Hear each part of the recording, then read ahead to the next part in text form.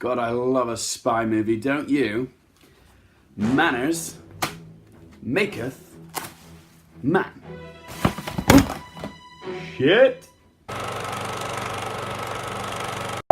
Hey guys, so today I'm going to be talking about Kingsman: The Golden Circle, which is the follow-up sequel to Kingsman: The Secret Service, which came out in 2014 and was directed by Matthew Vaughn and was based off the comic books by Mark Millar and Dave Gibbons. And because the first film was such a massive success, it was only a matter of time until we got a sequel. But what we didn't know was whether Matthew Vaughn would return to direct, because like Kick-Ass and X-Men First Class, he didn't return to do those sequels. But he has returned to do this one. Eggsy is back, played by Taron Egerton, along with Merlin, who's played by Mark Strong. And this time our maniacal villain is this drug kingpin called Poppy, who is played with equal parts wholesomeness and batshit craziness by Julianne Moore. After an attack on the Kingsman headquarters, Eggsy and Merlin head across the pond to Kentucky, where they discover the allied organization known as the Statesmen, with such colourful characters as Champagne, played by Jeff Bridges, Tequila, played by Channing Tatum, and Whiskey, played by Pedro Pascal. And Poppy has infected all of her drug products with a substance that slowly kills her customers.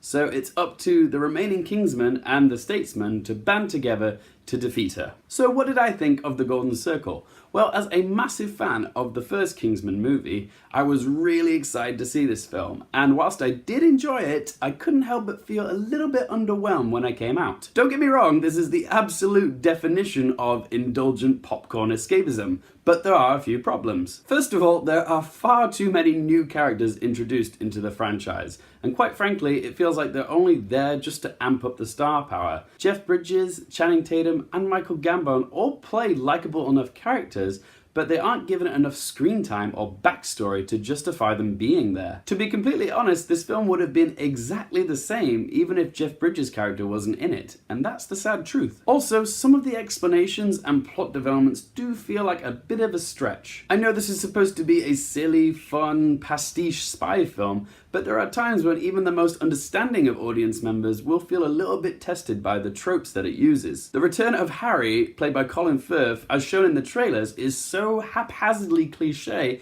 that it actually wanders down the whole amnesia trope. And to me, the whole amnesia trope just feels like lazy writing. Also, the return of Charlie, played by Edward Holcroft, just feels unnecessary, and his survival from the previous film just feels massively convenient. The characters that do shine in this are once again Taron Egerton playing Eggsy, who's really managed to find his niche as a scallywag slash gentleman. He's really made the role his own, and he's gotten even better here. Julianne Moore is also magnificent as the 50s obsessed loony that is Poppy, but the standout has to be Pedro Pascal as Whiskey, who is a little bit like Burt Reynolds with a lasso. He is just a badass, an absolute scene stealer. And just like in the previous film, the camera work in this is very impressive. There's a lot of very fluid takes, especially during the action sequences, that really suck you in, including the opening black cab chase sequence, which is exhilarating. And I also really love the score by Henry Jackman and Matthew Margeson. It pays homage to the old school John Barry styled Bond soundtracks, whilst also retaining the modern